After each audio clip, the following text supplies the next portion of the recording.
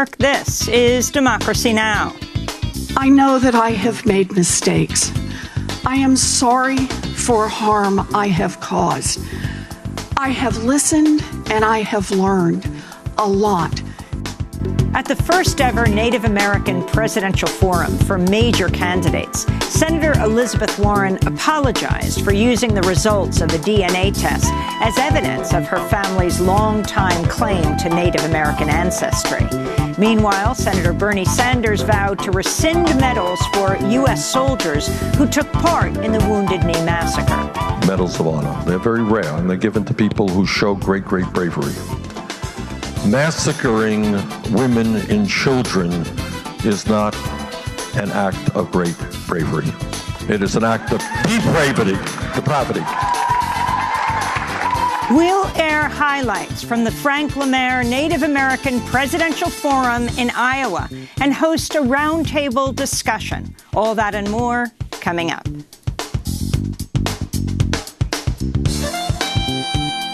Welcome to Democracy Now!, democracynow.org, the War and Peace Report. I'm Amy Goodman. The Trump administration's proposed a new rule that would allow migrant children and their caregivers to be jailed by U.S. immigration agencies indefinitely. The proposed rule seeks to overturn the 1997 Flores Agreement, which puts a 20-day limit on migrant family detentions. Acting Homeland Security Secretary Kevin McAleenan said Wednesday the new rule would serve as a deterrent.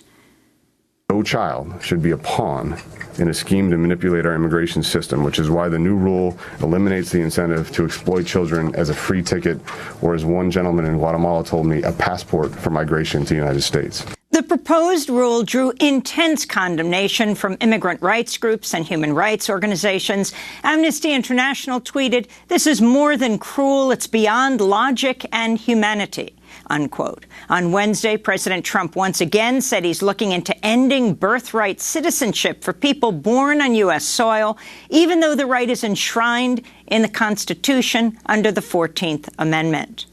The Congressional Budget Office warned Wednesday the federal budget deficit is growing faster than predicted and is on course to reach $1 trillion for the first time since the Great Recession. This comes less than 2 years after Trump signed a $1.5 trillion Republican tax cut that overwhelmingly favors the wealthiest Americans, and as the Pentagon is set to receive a staggering $738 billion for the coming fiscal year. Brazilian researchers say fires raging in the Amazon have reached their highest pace on record as illegal loggers burn vast areas of rainforest to clear land for mining and cattle grazing. Brazil's National Institute for Space Research says satellites have detected some 74,000 fires in Brazil so far this year, a more than 80% increase over the same period in 2018. There are fires raging in neighboring Bolivia as well, where some 2,000 square miles have burned. The fires have sent massive plumes of smoke across much of South America, turning day into night in Sao Paulo, 1,700 miles away from the Amazon basin. On Wednesday, Brazil's far-right President Jair Bolsonaro said without evidence that non-governmental organizations are to blame. Regarding the fires in the Amazon, I'm under the impression that it could have been set by the NGOs because they had asked for money. What was their intention? To bring about problems for Brazil. Brazilian President Bolsonaro has worked to deregulate and open up the Amazon for agribusiness, logging and mining since he came into office in January. His attempt to blame environmentalists for the fires drew widespread ridicule and outrage. It came as indigenous people used social media to document how illegal loggers are setting fire to their territories. This is a woman named Celia, a member of the Paraxó indigenous community, speaking in a video that went viral across Brazil this week. Look what they've done to our reservation. For 2 years we've been fighting to preserve this land, and now those troublemakers come here and set fire to our village. As if it were not enough, the Valley Mining Company kills our river, our people, our source of life. And now they've come and set fire to our reservation. We won't stay quiet. Tomorrow, we will close the road, and we want the media to defend us. Meanwhile, wildfires continue to rage in Alaska, where a thick blanket of smoke has darkened the skies over Anchorage. July was the hottest month ever recorded on Earth, when temperatures in Alaska averaged more than 58 degrees Fahrenheit, 5.5 degrees above historic averages. Elsewhere, fires raging in the Canary Islands forced 8,000 people to evacuate. In Siberia, more than 21,000 square miles of forests have burned so far this month. There have even been large-scale wildfires in Greenland, which recently experienced its largest single-day ice melt in history. Washington State Governor Jay Inslee has dropped his bid for the Democratic Party's 2020 presidential nomination, saying it has become clear he's not going to be president. Inslee made combating the climate crisis the centerpiece of his short-lived campaign for the White House. Inslee clashed with the Democratic National Committee after challenging party leaders to host a debate solely focused on the climate. DNC Chair Tom Perez has declared that the party, quote, will not be holding entire debates on a single issue area, unquote. Writing in The Intercept, journalist Naomi Klein responded, having a habitable Earth is not a single issue. It's the single precondition for every other issue's existence. Humbling as it may be, our shared climate is the frame inside which all of our lives, causes, and struggles unfold, Klein writes. In San Francisco, progressive activists disrupted an event Wednesday honoring House Speaker Nancy Pelosi with a Lifetime Achievement Award. Dozens rallied outside the Intercontinental San Francisco Hotel, while inside 4 others interrupted the ceremony, calling on Pelosi to support the impeachment of President Trump. Demonstrators also protested Pelosi's June approval of billions of dollars in funding for a Republican border security package. The activists were eventually removed by police. No arrests were made. Sudan's military rulers have sworn in a new government as part of an agreement to bring civilian rule to the country after a popular uprising ended the 30-year reign of the authoritarian President Omar al-Bashir earlier this year. Sudan's Sovereign Council is composed of 6 civilians, 2 of them women, as well as 5 members of Sudan's powerful military. Economist Abdallah Hamdok took the oath of office as prime minister. He was the favored choice of many pro-democracy activists whose protests toppled al-Bashir in April. Under a power-sharing agreement between the protesters and the military, the Sovereign Council will govern Sudan for 3 years ahead of the general election scheduled for mid-2022. In Hong Kong, riot police squared off Wednesday evening against demonstrators at a suburban train station, the site of an attack 1 month ago by masked men on protesters returning home from a pro-democracy march. Protesters say the assailants in the July 21st attack have ties to organized crime, and they say authorities colluded with the attackers by failing to prosecute them. Meanwhile, Chinese officials have acknowledged for the first time that an employee of the British consulate in Hong Kong has been detained in mainland China for the past 15 days. 28-year-old Simon Chung went missing August 8th after sending his partner an eerie message reading, "Pray for me," as he rode a train bound for Hong Kong. His case has renewed fears over a now suspended bill that would allow Hong Kong residents to be extradited to mainland China. In Mexico, the Zapatista National Liberation Army announced this week it's extending its leadership of autonomous indigenous zones to 11 more areas in the southern state of Chiapas. Some of the new autonomous communities will be established on land that the Zapatistas took during an uprising in 1994 following the signing of NAFTA, the North American Free Trade Agreement. A statement signed by Zapatista Subcommander Moises called it, quote, exponential growth that allows us to break the blockade again. In the same statement, the Zapatistas referred to Mexican President Andrés Manuel López Obrador as the new overseer and said dozens of indigenous activists have been killed since AMLO took office December 1st. On Monday, AMLO called the expansion welcome and said it would benefit indigenous people. The Mexican president has been widely criticized by indigenous communities for his support of a massive infrastructure project that would extend a 950-mile rail network right through the heartland of Mayan indigenous land in southern Mexico. President Trump attacked Danish Prime Minister Mette Frederiksen on Wednesday, one day after announcing he'd canceled a planned state visit to Denmark over the country's refusal to discuss selling Greenland to the United States. This is Trump speaking to reporters outside the White House Wednesday on his way to Kentucky. Now, Denmark, I looked forward to going, but I thought that the Prime Minister's statement that it was absurd it was an absurd idea. It was nasty. I thought it was an inappropriate statement. Danish politicians across the political spectrum have expressed disbelief over Trump's bid to purchase Greenland, an autonomous Danish territory, as well as Trump's sudden cancellation of the state visit. Following Trump's latest remarks, a State Department spokesperson said Trump had merely postponed the trip and said Secretary of State Mike Pompeo called the Danish foreign minister to express U.S. support for its NATO ally. On Wednesday, President Trump referred to himself as the chosen one as he discussed ongoing negotiations for a trade deal with China. This was after he retweeted a conspiracy theorist who compared Trump to the King of Israel and said Jews, quote, love him like the second coming of God. Meanwhile, President Trump doubled down on his claim Jewish people who vote for Democrats are either ignorant or disloyal. Trump's initial remarks came one day earlier as he attacked Congress members Rashida Tlaib and Ilhan Omar, who were recently barred from entering Israel and Palestine at Trump's urging. This is Trump speaking to reporters outside the White House. In my opinion, you vote for a Democrat, you're being very disloyal to Jewish people, and you're being very disloyal to Israel. And only weak people would say anything other than that.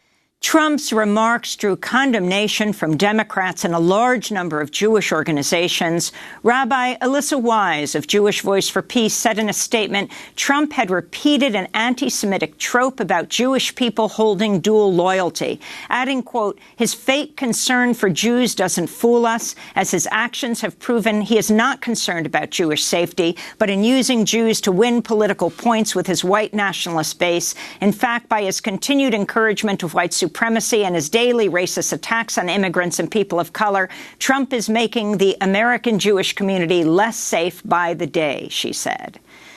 A Southern California school district's under fire after administrators failed to inform parents about repeated incidents of hate speech by members of the high school water polo team captured on video. The incidents occurred at Pacifica High School in Orange County. In one video, 10 students are seen singing a Nazi song while performing a Sieg Heil salute during an awards ceremony in a neighboring room. In another video, a student is seen wrapped in a Confederate battle flag. In a third video, 2 students are seen goose-stepping while waving a German flag. School district officials reportedly learned about the videos last March, but failed to inform parents and teachers and have refused to say if anyone was disciplined over the hate speech. On Tuesday, officials with the Garden Grove Unified School District said they've reopened an investigation. Elsewhere in Southern California, police say they thwarted a mass shooting by a disgruntled cook at the Long Beach Marriott Hotel next to the airport, who allegedly threatened to come into work to shoot everyone he saw. Long Beach Police Chief Robert Luna says officers found an arsenal of deadly weapons when they arrested 37-year-old Rodolfo Montoya at his home Tuesday. Suspect Montoya had clear plans, intent, and the means to carry out an act of violence that may have resulted in a mass casualty incident. A search of the suspect's residence in the city of Huntington Beach led to the seizure of multiple high-powered firearms, hundreds of rounds of ammunition, as well as tactical gear, including an assault rifle and high-capacity magazines, which are illegal to possess in the state of California. The police were tipped off by a co-worker who the potential shooter spoke to. There have been at least 30 arrests of people alleged to be planning massacres since the mass shootings in El Paso, Texas, and Dayton, Ohio earlier this month. Parkland students who survived the 2018 mass shooting at Marjory Stoneman Douglas High School in Florida have unveiled an ambitious plan to tackle gun violence. The March for Our Lives Peace Plan would create a national gun licensing and registry system, ban assault weapons and high-capacity magazines, and create a national buyback program for firearms. It would also see federal officials declare a national emergency around gun violence, name a national director of gun violence prevention, and would register eligible voters and mail voter registration cards to all Americans when they turn 18. The Washington Post reports at least 8 Bureau of Prisons officials knew that multimillionaire serial sex abuser Jeffrey Epstein was not to be left alone in his cell in a Manhattan federal jail, but the order was ignored during the 24 hours leading up to his death August 10th.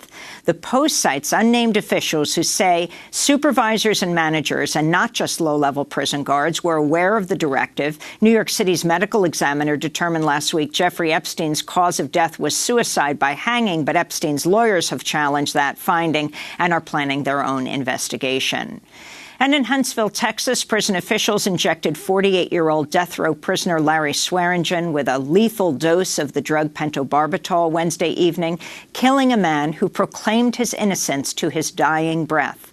Swearingen was convicted of the 1998 murder of 19-year-old community college student Melissa Trotter, but at least 5 defense experts testified Swearingen could not have been the killer because he was in jail on an unrelated traffic violation at the time of the murder. They also testified that someone else's DNA was found under the victim's fingernails. But on Wednesday, Swearingen was put to death after the Supreme Court denied a stay of execution. In a statement sent to the Washington Post Wednesday, Swearingen wrote, quote, "Today the state of Texas murdered an innocent man." Swearingen added, "I feel certain that my death can be a catalyst to change the insane legal system of Texas, which could allow this to happen," he said. And those are some of the headlines. This is Democracy Now!, democracynow.org, The War and Peace Report. I'm Amy Goodman. 11 presidential candidates, including Senators Bernie Sanders and Elizabeth Warren, participated in the first ever Native American presidential forum that included major presidential candidates. The forum in Sioux City, Iowa, was held just weeks after Congresswoman Deb Haaland, one of the first 2 Native American women in Congress, publicly endorsed Senator Warren for president, calling her a, quote, great partner for Indian country. Warren came under fire last year after she released the results of a DNA test as evidence of her family's longtime claim to have Native American ancestry. On Monday, Senator Warren apologized for her actions. Now, before I go any further in this, I want to say this. Like anyone who's being honest with themselves, I know that I have made mistakes. I am sorry for harm I have caused. I have listened and I have learned a lot, and I am grateful for the many conversations that we've had together. It is a great honor to be able to partner with Indian country, and that's what I've tried to do as a senator, and that's what I promise I will do as President of the United States of America.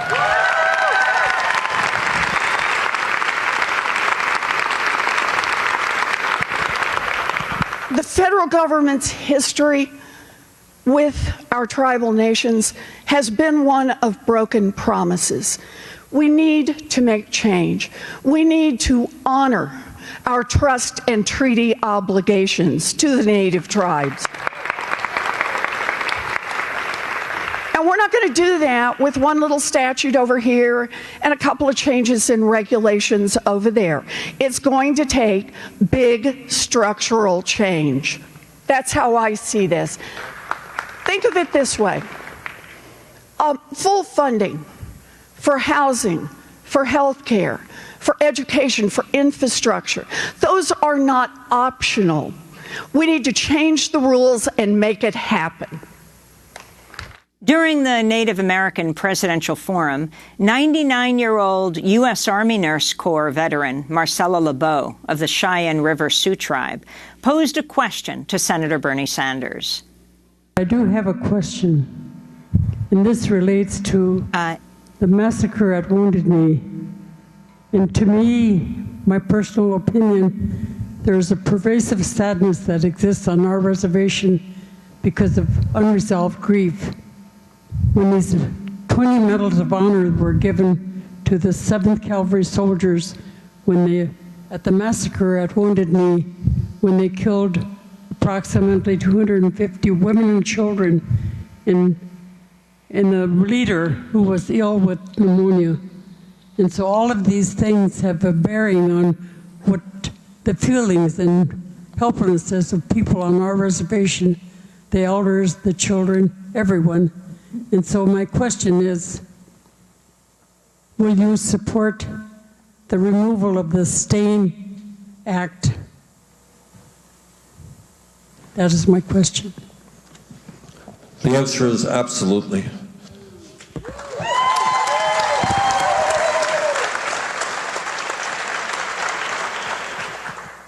Medals of honor are given rarely, and they're given to people who do very, very important things. And I want to thank you for your work. I know you received recognition, I believe, from the French government and elsewhere for the work you have done in World War II and saving lives.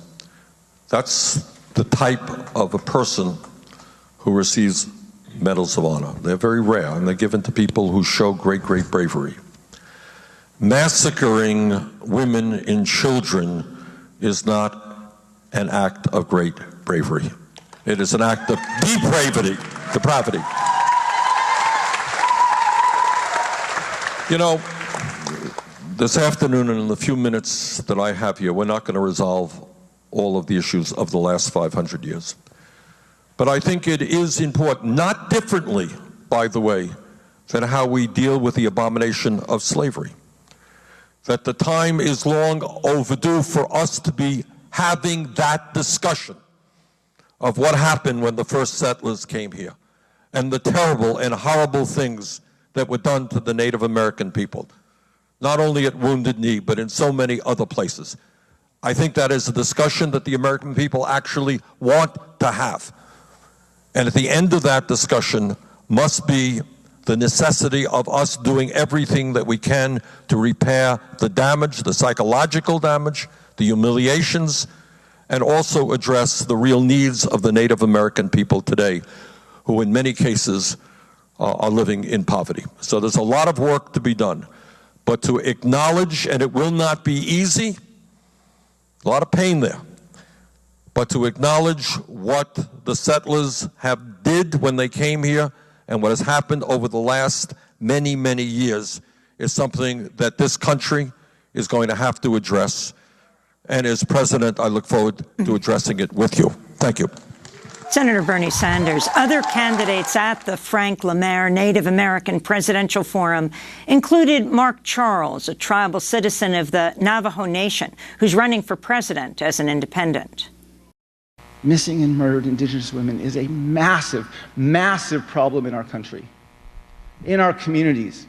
Probably most everyone in the room has not just heard about this on the news. You probably have a relative, a friend, a neighbor who is missing or has been murdered or has been assaulted and was not properly followed up on. A lot of candidates are going to propose that we need new laws to protect these vulnerable communities. I would say we don't need new laws. We need a new basis for our law.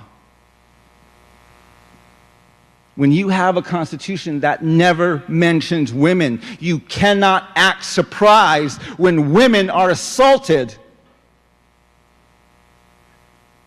murdered, and go missing, and law enforcement and society doesn't care. We don't need a new law. We need a new basis for our laws.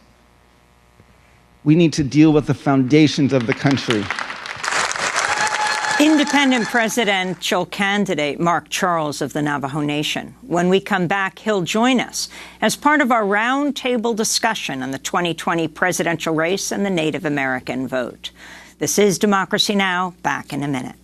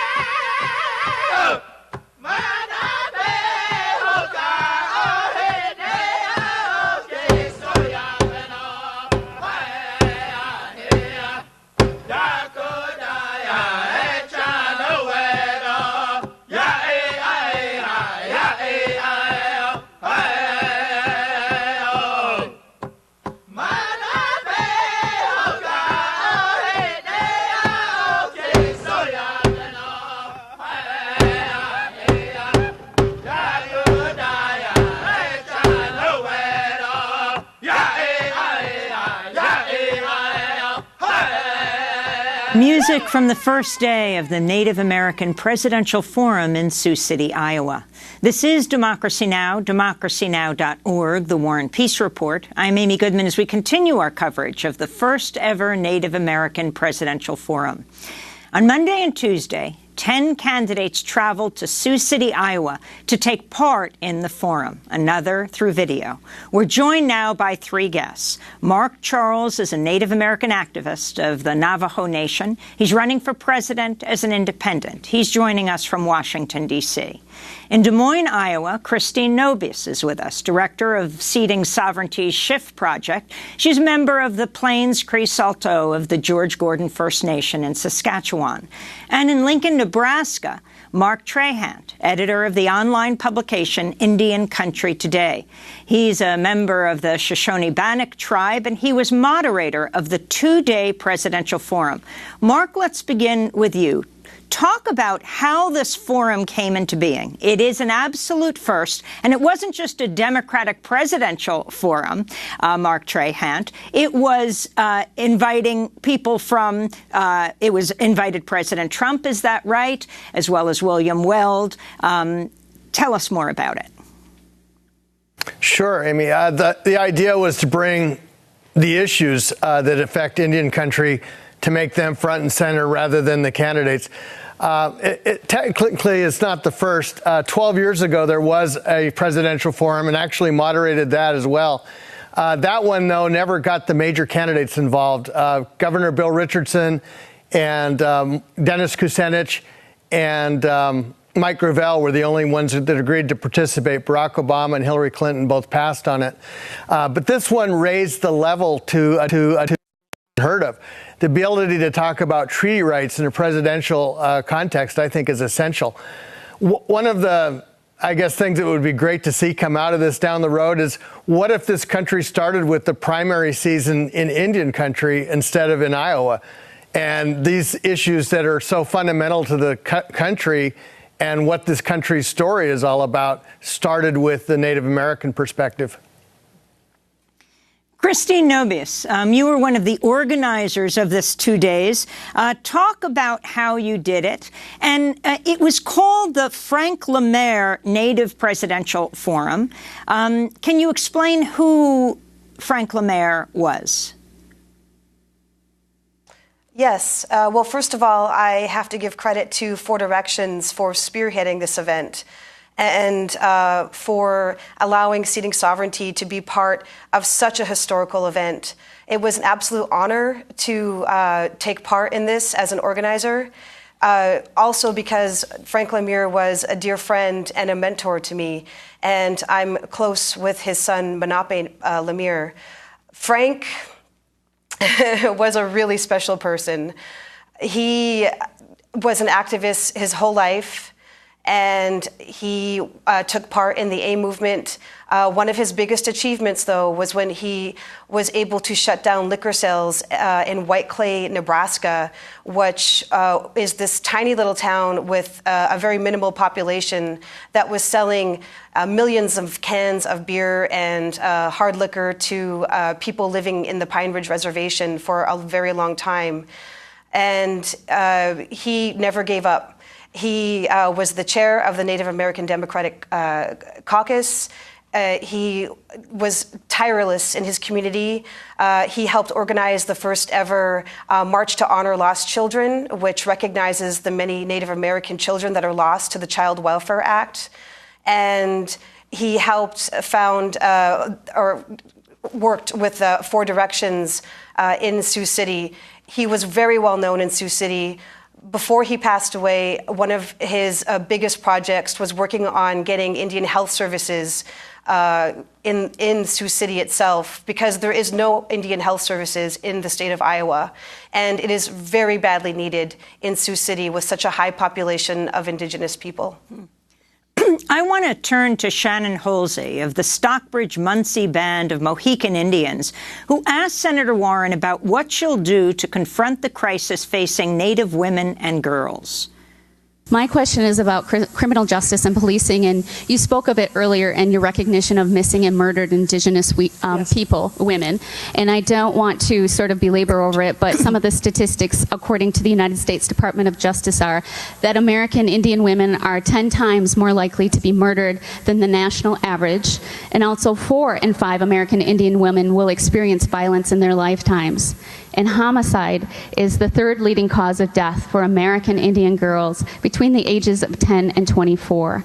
As the President of the United States, how would you enjoin not only yourself, but your administration and your authority to address the missing and murdered Indigenous women in a crisis in Indian country? So, thank you for the question. This comes on the day that is 2 years to the day, I believe, that Savannah was taken. And when I first got to Congress, the Violence Against Women Act was up for reauthorization. And I was one of the strong supporters of expanding VAWA to include Indigenous women and specific provisions and specific resources for that. As you know, though, that bill has now been allowed to lapse. This is something we got to be pushing back on and make sure that it has adequate and expanded protection over where we got it the last time.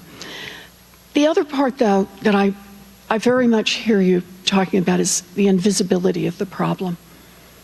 That over and over, I'm struck by women who go missing and it doesn't make a headline for a week, for a month, women who are murdered, Native women, and it never makes a headline. A problem that is not seen is a problem that is not fixed. So I think of this in 2 ways. One is the importance of the federal government getting serious about collecting data and making those data publicly available. People need to know the scope of this problem. So that's Senator Elizabeth Warren at the first ever major presidential candidate forum. It was held in Sioux City. And we're still speaking to Christine Nobius, Director of Seeding Sovereignty's SHIFT project, Plains Cree Saulteaux of the George Gordon First Nation in Saskatchewan. Christine, you went to the University of Iowa, but you were born in Canada. And if you can talk about Canada's response to missing and murdered women and the whole issue in the recent report that just came out versus the United States and what you want to see here. The acronym MMIW is something that started in Canada quite a few years ago. A lot of people actually use the term MMIWG, Missing and Murdered Indigenous Women and Girls. There was a task force put in place many years ago where the RCMP started to investigate the high levels of missing and murdered women occurring across the country. We have a highway in British Columbia called the Highway of Tears, where apparently over 40 women have gone missing. However, grassroots activists will tell you that number is much higher. Right now, as we speak, there are around 1,000 people said to be missing. But again, grassroots people will say that that number is much higher. It can be as high as 4,000 to 5,000. That number is always skewed because there are people that might not identify as Native American or be known as Native American in the circles that they're in when they're not within their communities. And there's a lot of people that are not identified. And then, of course, there are people that are missing and never found. In the United States, as of 2016, there was 5,716 women in the missing persons database in the United States. And of course, that number is said to be much higher as well.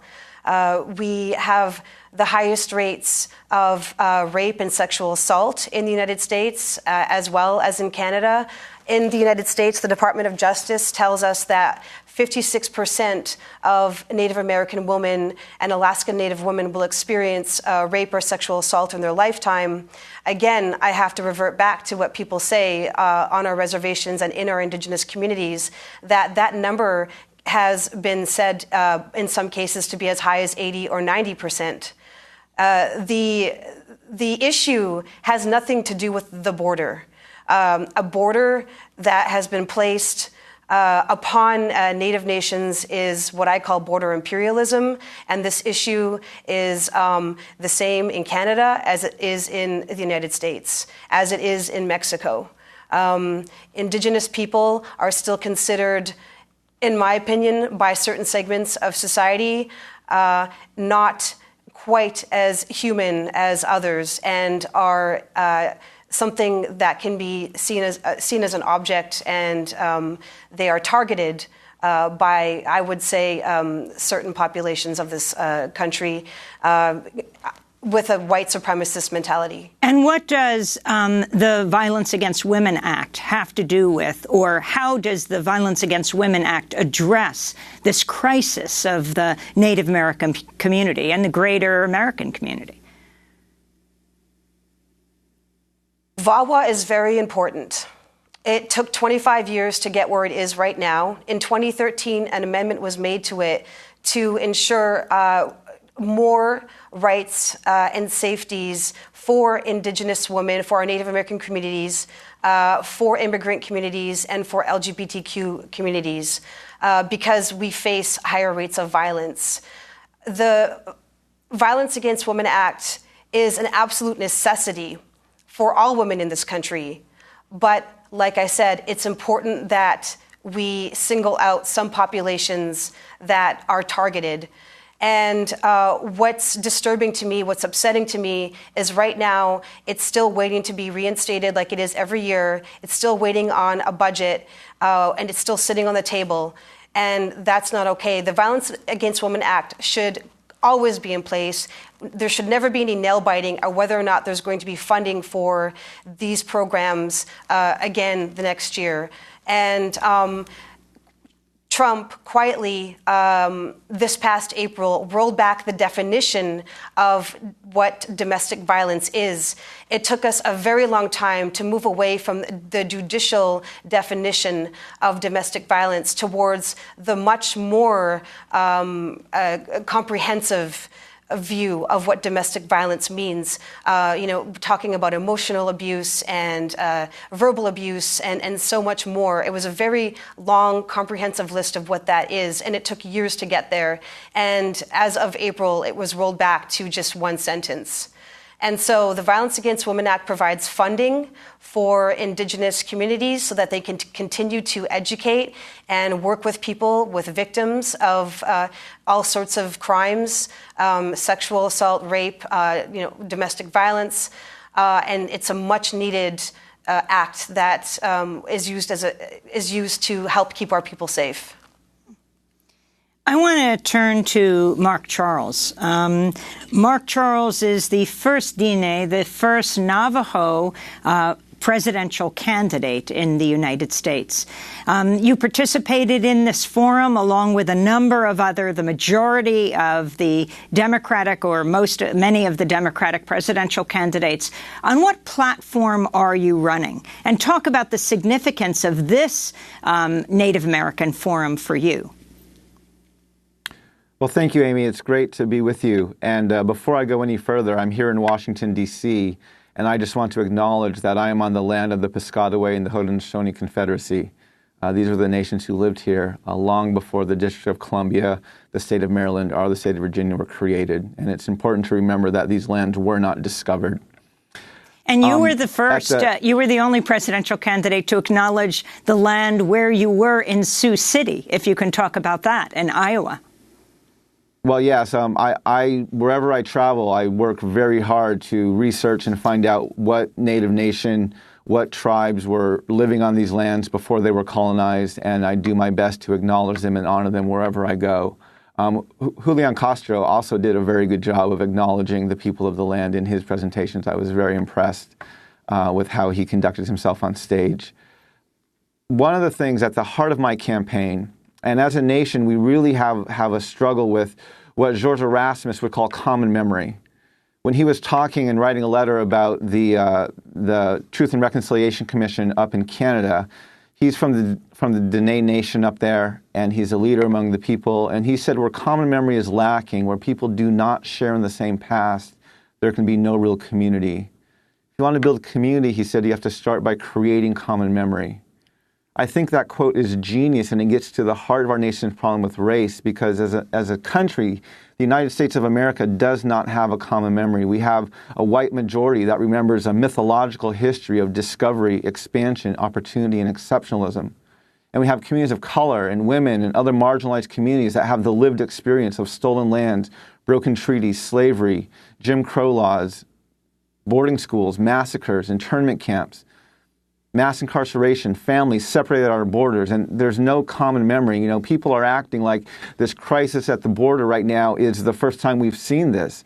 But the United States of America has been very effective at separating children from their families throughout its entire existence.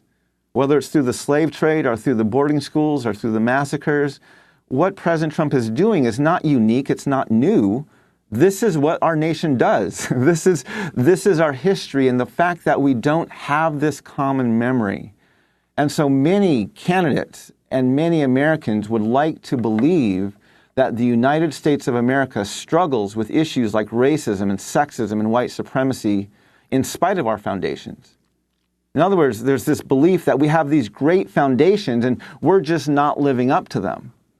But the truth of the matter is, if you read our Declaration of Independence, which 30 lines after the statement all men are created equal calls natives merciless Indian savages, when we have a constitution that begins with we the people, and Article 1, Section 2 never mentions women, specifically excludes natives and counts Africans as 3/5 of a person, when we have a 13th Amendment that most people think abolishes slavery, but actually just redefines and codifies it under the jurisdiction of the criminal justice system, when we have these systemic foundational issues of racism, sexism, and white supremacy, we have to acknowledge the United States of America is racist, sexist, and white supremacist, not in spite of our foundations, but because of them. And these are the dialogues we need to have. These are the conversations we need to have. As I said at the forum, we don't need a new particular law protecting this vulnerable community or that vulnerable demographic. We need a new basis for our laws, which is where at the center of my platform, one of the key questions I'm asking is, let's build a nation where for the very first time, we the people truly means all the people.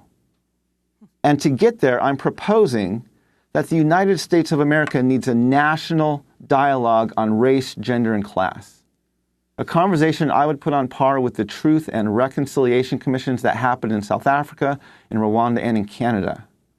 I would call ours Truth and Conciliation, though, because reconciliation implies there was a previous harmony, which is not accurate. And I think we need one sooner rather than later, which is why this is one of the center planks of my platform, is we need to have this dialogue. We need to create this common memory. We need to acknowledge our past and ask the question, do we want to move forward? Do we really want to be a nation where we the people means all the people? And if we do, we have some foundational level changes that we need to make. Mark Charles, Mark Trahant, and Christy Nobis. We're going to be back with our discussion in a minute.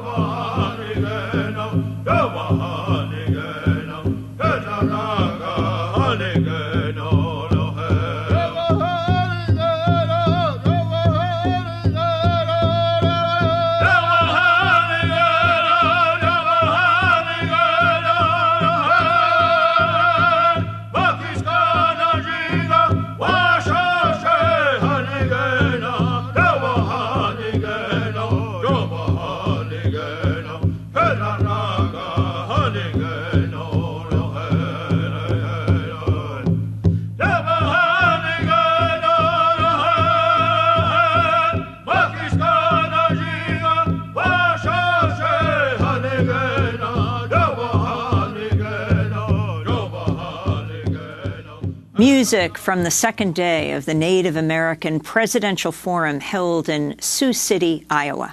This is Democracy Now!, democracynow.org, The War and Peace Report. I'm Amy Goodman. As we continue to cover the Frank LaMaire Native American Presidential Forum, the first Native American forum for major presidential candidates, held in Sioux City, Iowa, Monday and Tuesday. Let's turn to Gila River Indian Community Governor Stephen Lewis questioning Democratic presidential candidate Julian Castro, the former Secretary of Housing and Urban Development. The sovereignty of Indian tribes has increasingly come under attack. Most notably, the non-Indian adoption industry has continued to attack the constitutionality of the Indian Child Welfare Act and spread misinformation about ICWA by perpetuating negative and racist stereotypes of Indian families and tribal communities. As president, what would you propose as a potential solution to not only protect ICWA, but to broadly preserve and strengthen tribal sovereignty? I know that there's a very shameful history behind why ICWA was necessary in the first place, that we never want to go back to. In fact, as you pointed out in your question, we only want to strengthen ICWA. So here's what I would do. Number one, I would make sure that folks know that I support the Indian Child Welfare Act as president, and go out there and campaign on how important it is to preserve it and why it was necessary in the first place. And as you say, even today, these stereotypes, these caricatures, right? The disregard for Native peoples is still too prevalent in many quarters. Let me just also say that one of the things I believe is that in our textbooks, in every single classroom in America, we need to be teaching about Native history and doing it from a perspective that is truthful and accurate and does justice to the contributions of Native peoples in this land. That's Democratic presidential candidate Julian Castro. Mark Trahant, you're the editor of Indian Country Today, and you were the moderator of this whole two-day forum. As we watch and listen to the candidates being questioned, describe the format. It's one we haven't seen before. You're right. And thank you for your comprehensive view of this whole thing. Most of the media, the stories have been about one candidate and they were gone. So this broad look at the conversation. The format was really unique because it would allow tribal leaders to be the primary asking questions. And it just produced a whole different tone. Folks added context to their questions. They added real policy, so it wasn't as much about personality. And it became, I think, a better conversation for that. And we'll describe, each candidate came out, and there was a group of Native American leaders, different for each of the candidates, is that right? Questioning them. People had traveled from all over the country to question these candidates. That's correct. There were panels of tribal leaders and also a youth from representing youth voices. And then each panel began with Marcella LeBeau and asking about the Wounded Knee Stain Act. And explain the Stain Act further. That's congressional legislation to remove the Medals of Honor related to the 7th Cavalry. And I think it's a really, it was a powerful moment because she talked about how it personally affected her life with what she called the sorrow that she lives with every day. Mark Charles also pointed out that that doesn't even go far enough because there are some 450 Medals of Honor that were given to U.S. military during the so-called Indian Wars. I want to turn to Senator Kamala Harris. She didn't attend the Frank LaMaire Native American Presidential Forum in person, but she spoke via video stream.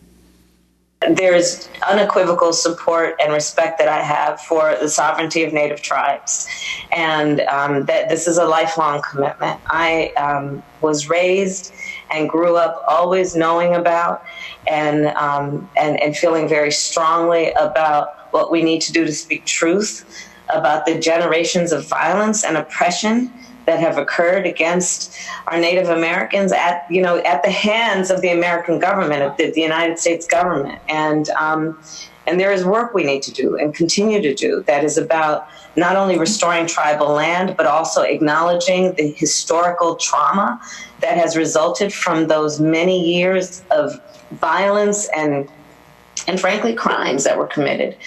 These were crimes that ranged from murder and rape to theft in profound proportions.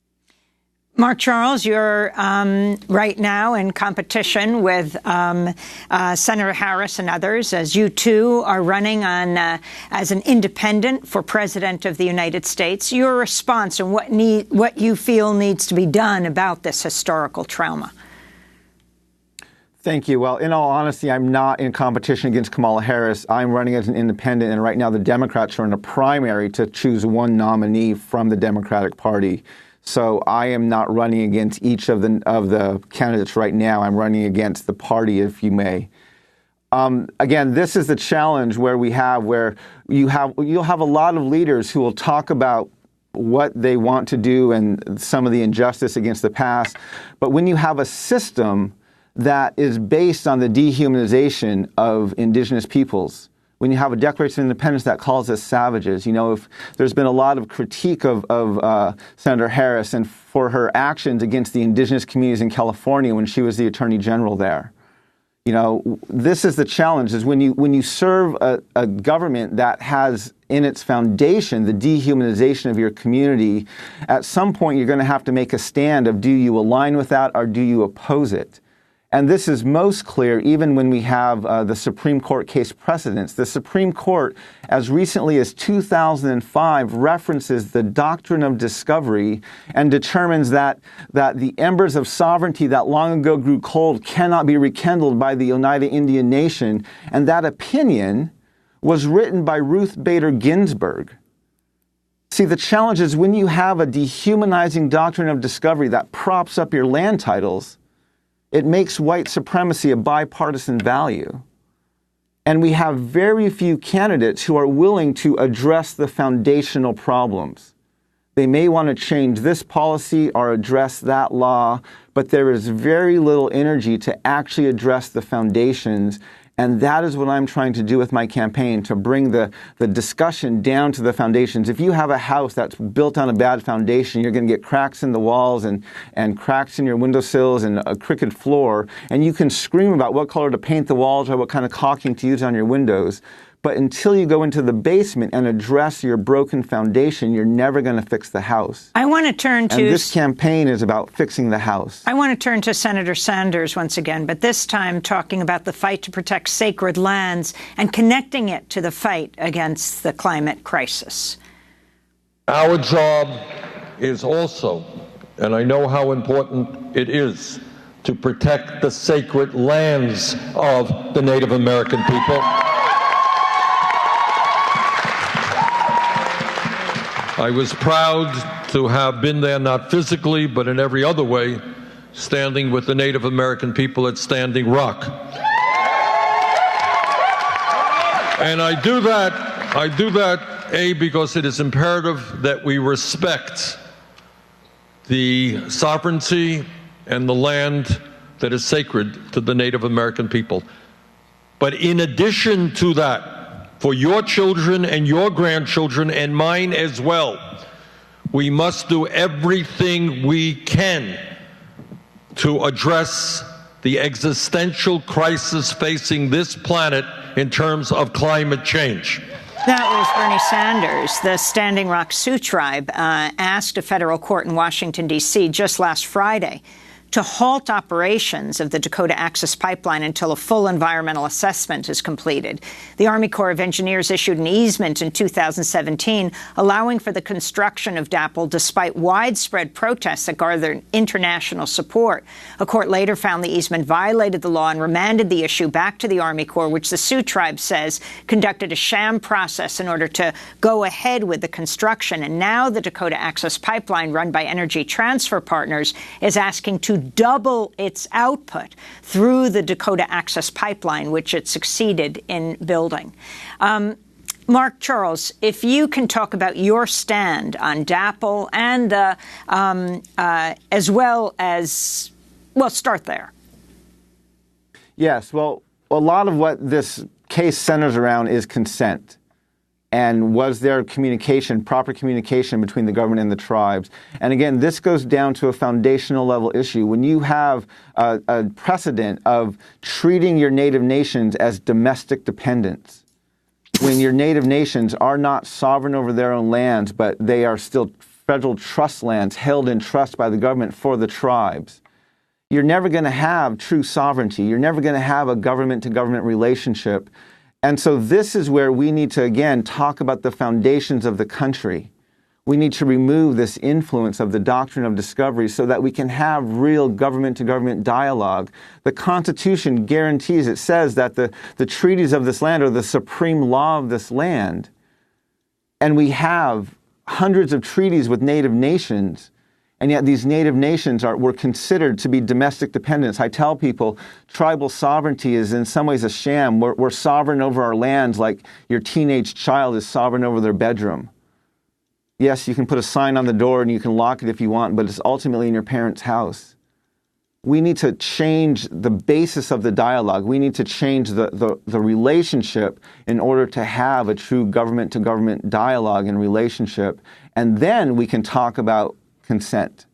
Then we can talk about what does it mean for this other government and these other entities to come into these lands, which are under the jurisdiction of the tribes and are considered sacred to them, and not there for exploitation and profit, but there for sustainability and for life.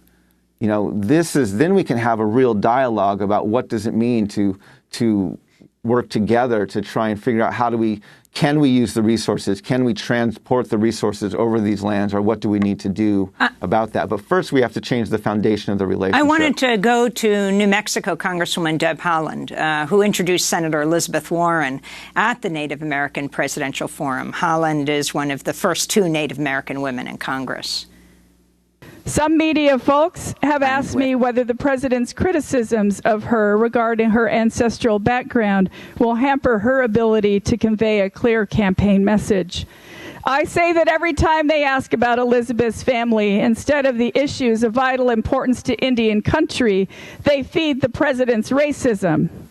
Elizabeth knows she will be attacked, but she's here to be an unwavering partner in our struggle, because that is what a leader does. Ahead of the Native American Forum, Senator Warren unveiled her Honoring and Empowering Tribal Nations and Indigenous Peoples plan. The plan includes expanding affordable housing and locally administered health care in Indigenous communities, expanding broadband access, strengthening voting rights, restoring tribal jurisdiction over crimes committed on Native land, and a pledge to revoke the Keystone XL and Dakota Access Pipeline permits. Christine Nobis, we're going to end with you. If you can talk about the significance of Senator Warren's presence, her apology, and her plan. I am impressed with Warren's policy. It came after Castro's policy. And I was really hoping that Castro would incite more of these candidates to get on the ball in this capacity. I'm not necessarily impressed with her apology. I'm very happy she apologized. However, what was missing was the reason she needed to apologize for. It's not okay at this level to just say sorry. There needs to be an understanding that she did something that took away opportunities from other Indigenous people. And I do hope that she does continue to speak on this topic, because it will bring up many issues that haven't been spoken about, such as tokenization and Christine, the misuse we're going to of have Native to leave American it there, heritage and but lineage. I thank you so much for being with us. Christine Nobis of Seating Sovereignty, Mark Trahant of Indian Country Today, and independent presidential candidate Mark Charles. I'm Amy Goodman.